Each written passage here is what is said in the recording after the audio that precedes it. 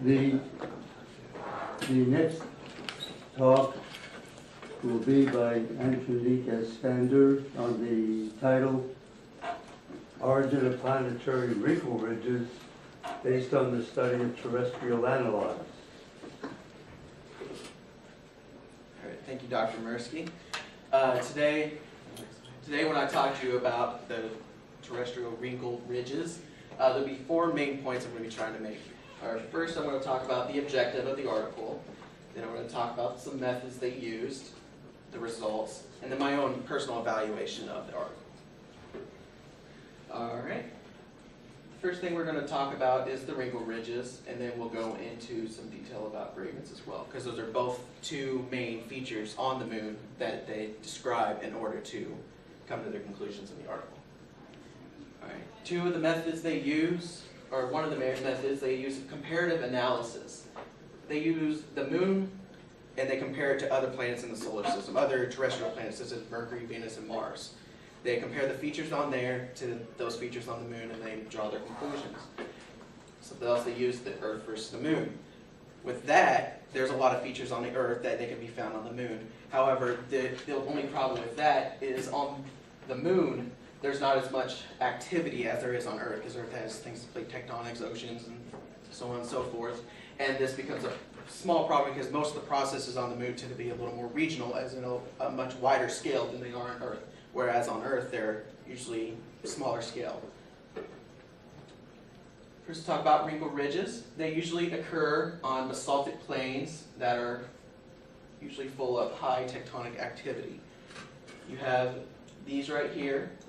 They are asymmetrical ridges, and typically they form near fault lines or any area that has high seismic activity. The problem with the moon, though, is that there's not much seismic activity. There's really not much to trigger these things on the moon. So what they're trying to figure out is, why do they happen? All right. Next would be a graben. A graben really just means ditch.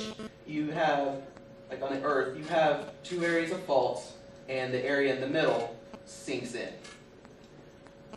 So you have two parallel faults. All right, this is a diagram where if you have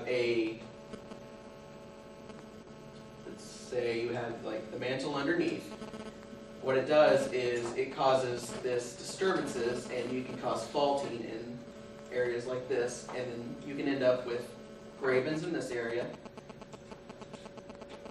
And then you can end up with your wrinkle ridges right there. Okay. All right, two hypotheses they give would be the volcanic extrusions and the extrusion of magma, which is a problem just because on the moon you don't have very much activity like that. And then you also have tectonic, which is faulting. And another hypothesis they give, which is very slightly mentioned, is they talk about meteoroids. How whenever one would hit the surface of the moon, it may cause faulting of some sort. And a lot of these faultings aren't immediate, but it can eventually cause pressure due to the little activity and the gravitational pull on the moon, and it may cause some of these wrinkle ridges and grabens. All right, some results. Their conclusion was that it's really a combination of both theories. You end up with shallow thrust faults on the moon, which are caused from the slight amount of tectonic activity. And a lot of this activity, they said, comes from the early stages of the moon's process. Usually, they believe after it cooled down and during the time where the moon was under great seismic activity. Since there is no new lava flows there now, it can't be something that's really going on a grand scale at the moment. And as I mentioned before, the meteoroids is a theory that you could use to explain the wrinkle ridges and the grabens on the moon. Now about the article itself, it was written by a astrogeologist and a jet propulsion engineer, both from out west. And they're both really into the extraterrestrial planets.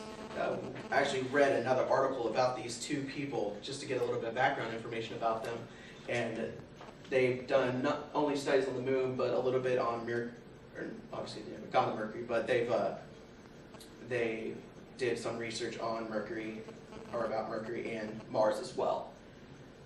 The article uses a great combination of comparisons where it talks about situations here on Earth, because one of the situations it talks about is it uses a tennis court where there was an earthquake in California, and this earthquake caused these wrinkle ridges there, and they compared these same kind of ridges to the small scale ridges that are found on the moon. Now a lot of the stuff in here is in over my head.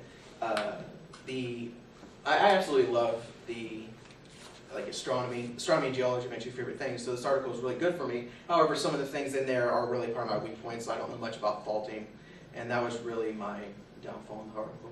Otherwise, I felt excellent. With that, are there any questions? Yeah. You said that the authors compared to Mercury and other planets. Yes. Did they compare our moon to other moons, say like Jupiter's moon, like Titan, or things like that? The question is, do the authors compare our moon to the other moons in the other terrestrial moons in the solar system? The question is, there was no mention of it. Did they point out any areas on Earth that have these wrinkle ridges?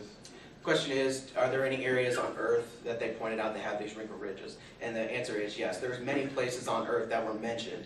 They talked about that earthquake in California where there's an entire tennis court where it's pretty much pushed up. And you can see, will you go back to one more? Like you have essentially, like this is a large scale. I can't remember the scale. I know it's really, really big. But the scale on the one from the tennis court, it's a tiny, how big is a tennis court? It's not very big, but essentially you have these same kind of ridges that are performed just on a smaller scale. And with those, it's caused more by faulting than it is by seismic activity. But there are situations on Earth where you do have the magma flow and dikes intruding the sediment or whatever. Yes. Is our moon considered dead at this point? Is there any seismic activity or anything like that? The question is the moon considered dead, or if there's still any more seismic activity on it? The answer is, I'm not really sure.